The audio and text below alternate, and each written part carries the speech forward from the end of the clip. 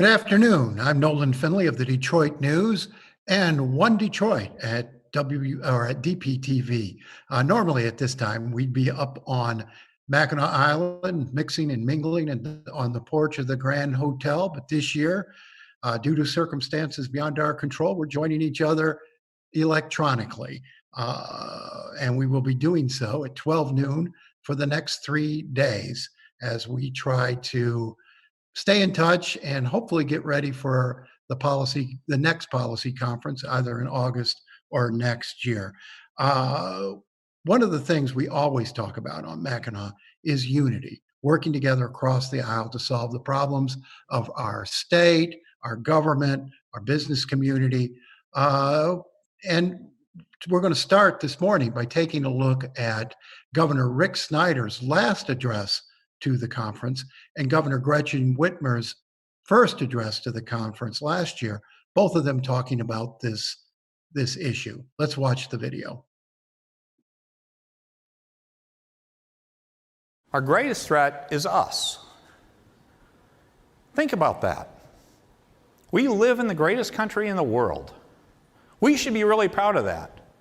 But just like Michigan found the lost decade, now you're finding us becoming content, complacent, fighting with one another, believing we're entitled to something, spending time not solving problems, but finding problems with somebody else.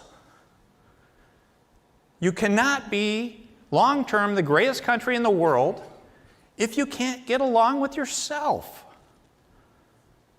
That should be one of the most obvious points to anyone. But yet we continue to do it. It's got to stop at some point. And what I would contend to you, it won't be a light switch.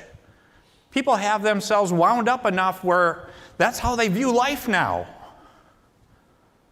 But we need role models. We need people that are willing to be the role model for saying there's a better path, a different way to do it.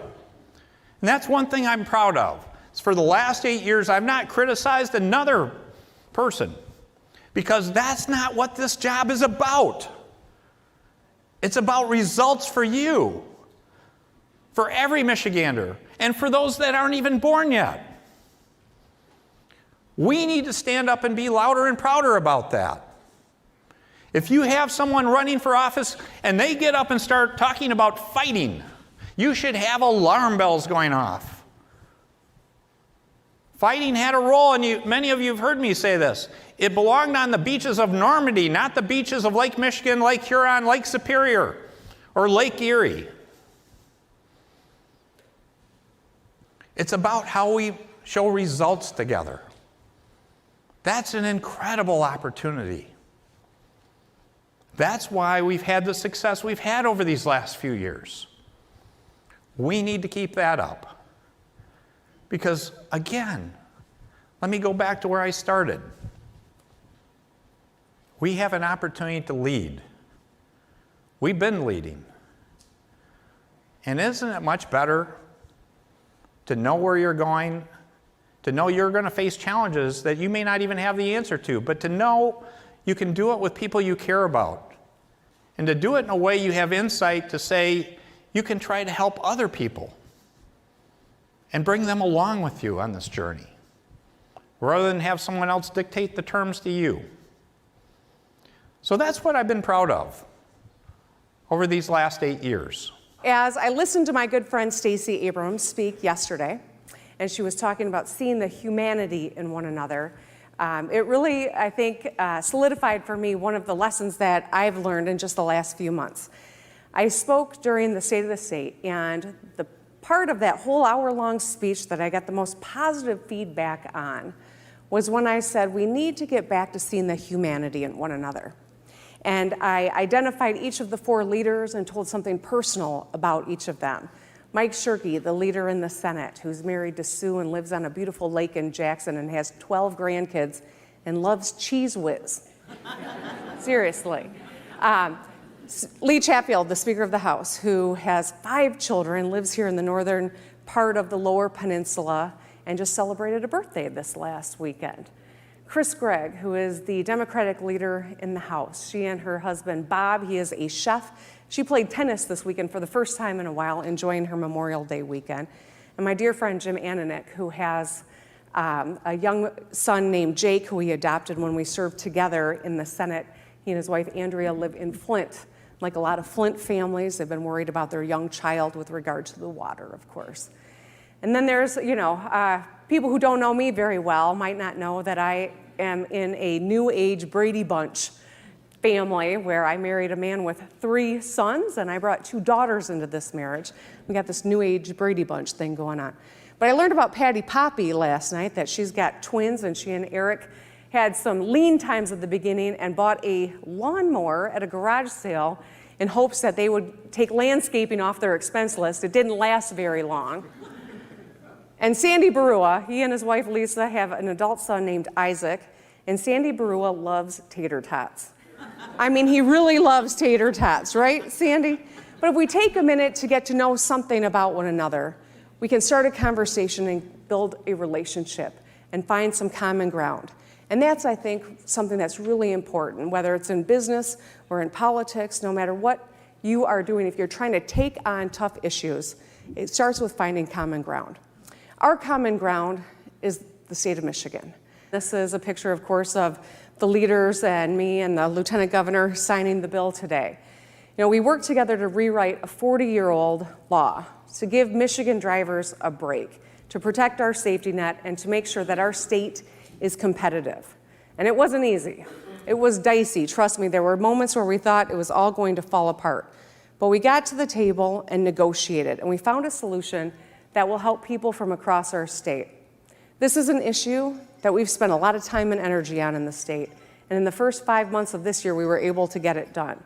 And I think that this shows that when we stay focused on the things that unite us, when we avoid the highly partisan things we know we'll never find common ground on, we actually can solve problems in this state.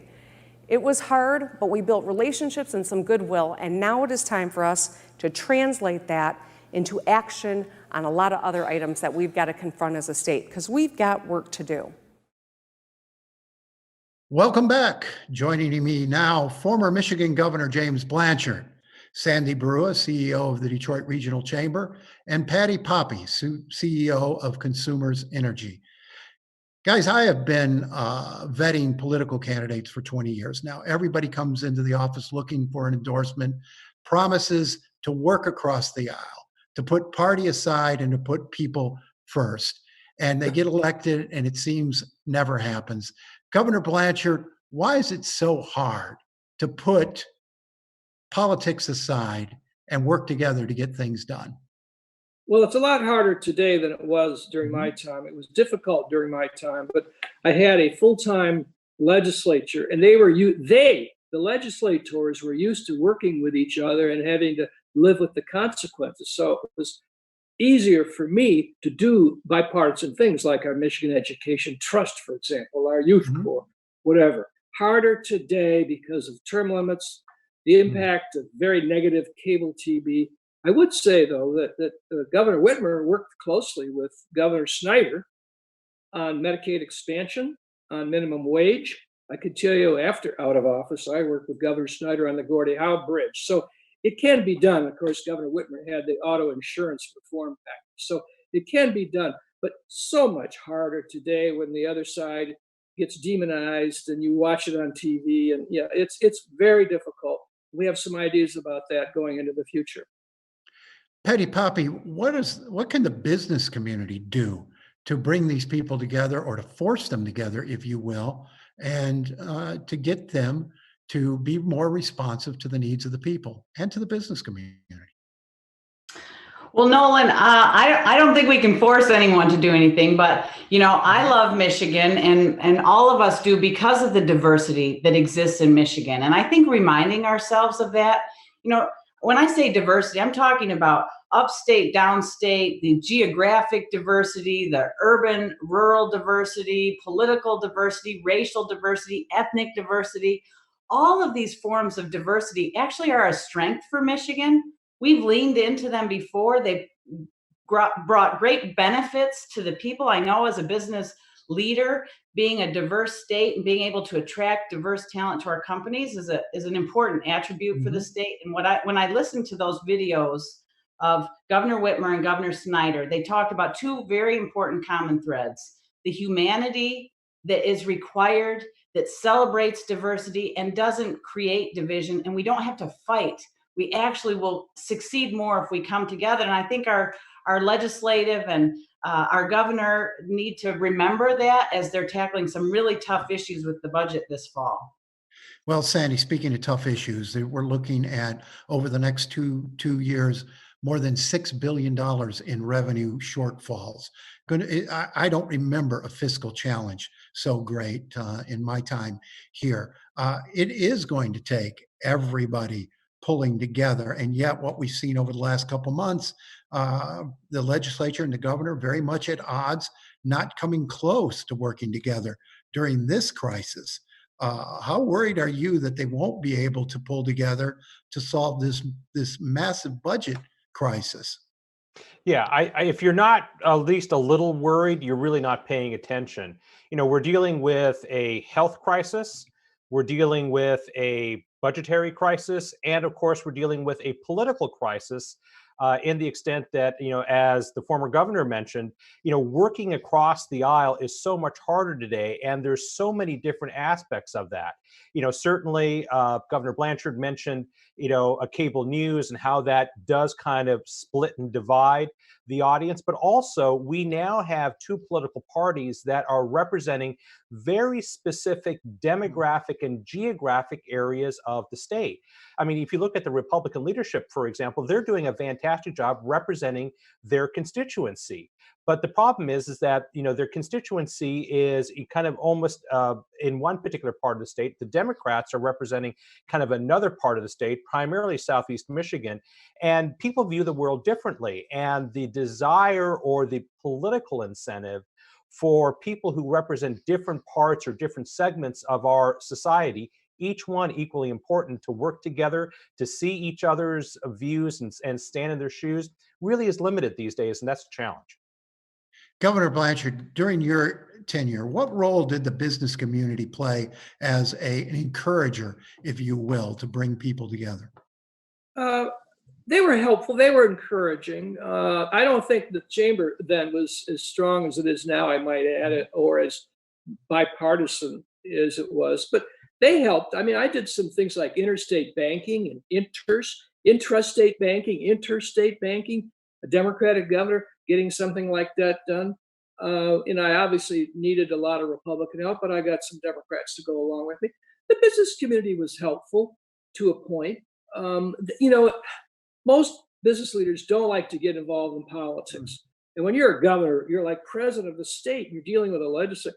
It's a very political job, but your job really should be to lead and not try to micromanage. And you need outside. I had a ballot proposal on my financial recovery plan that the business leadership all supported, and we prevailed, including my predecessors, Governor Milliken and Governor Romney. So I had a lot of help on some tough issues dealing with tax policy and budget affairs.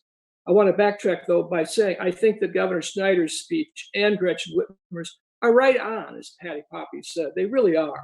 The problem is you go into that with those ideals, and it's hard to stick to it when you have legislators kind of pulling each other apart and not having a lot of time with each other to get to know the common humanity.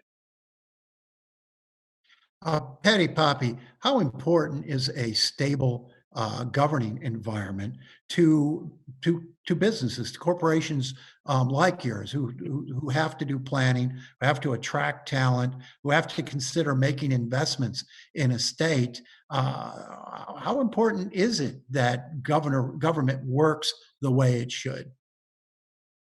Well, I do think government needs to work for all citizens, and it certainly influences our business and our ability to operate. And I think our government has demonstrated. It was just 1 year ago at the Mackinac Policy Conference on the porch of the Grand Hotel, legislation was passed. Governor Whitmer, Senator Shirkey, Leader Chatfield signed record or historic legislation on auto no fault. I think it's a sign that we can work together, and that is good for our citizens and it's good for Michigan. And I hope that we can get back to that time and lean into whatever it took to get that legislation done. We're going to need it to pass the budget. Sandy, you're looking at this environment and you can, see the temperature rising in Lansing. What will it take to get us back to that point where important legislation can be passed, where a budget can be passed? We're just weeks away from the school budgets needing to be put in place, and yet we have no idea what the revenue is going to be and what cuts are going to be made in other places. How do we get back to that point of collaborative governing?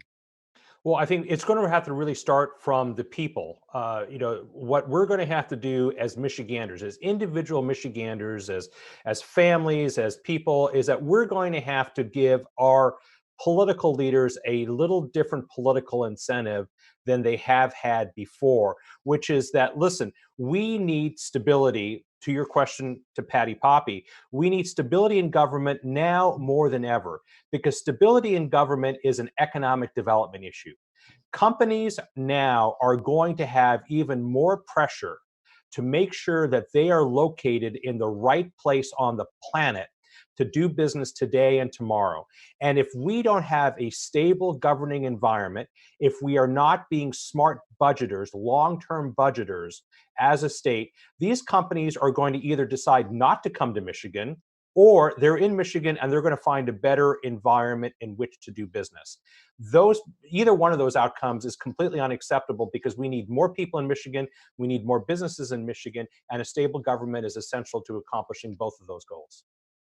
Governor Blanchard, if you were facing this situation, a $6 billion budget shortfall over 2 years, you're one party, the legislature's another party. What approach would you take to get through this? Well, I'd be spending a lot of time with legislators. I would certainly be working in Congress to get federal revenue sharing, which I do think will happen, which will help minimize the challenge. But there'll still be a challenge of putting the budget together. I'd be spending a lot of time with legislators. I'd be asking all of you to help work with them. I mean, reality is businesses want to be in a state where there's a good quality of life and a handsome supply of talent. And both of those are related to the quality of government and government cooperation. So I dealt with the financial crisis in 1983 when we had, I won't bore you with the details, we had a 17% unemployment and the lowest credit rating in the nation. I got my financial package through by one vote in the Senate, a Republican. And of course, he's always been a hero in my life now. But there has to be bipartisan agreement. They're going to have to spend a lot of time together.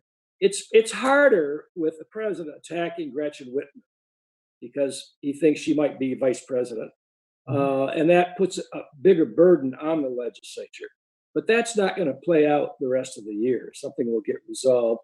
And I think we will figure out a way. But all of us are going to have to help the both parties, all of us. And the Business Committee can provide a lot of leadership, particularly with the Republicans and some Democrats, and the unions with the Democrats. They're going to have to, it's more than business and labor, but they can be building blocks for an important solution. It has to be not a temporary solution, but really a 2 or 3 year solution.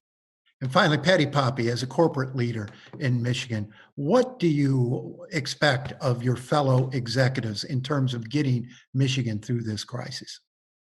Yeah, I think we really need to focus on positive, leading the future. And I like to say we're going to lead with love. And when we do that, then the diversity of opinions will come to us. And I think I have confidence in our legislative leaders and our governor to come together on behalf of Michiganders, leading with diversity in mind and allowing those diverse points of view to shape the thinking. And that will be great for Michigan. Panel, thank you. We appreciate your time and your thoughts this morning. Thanks, Nolan. Thank you.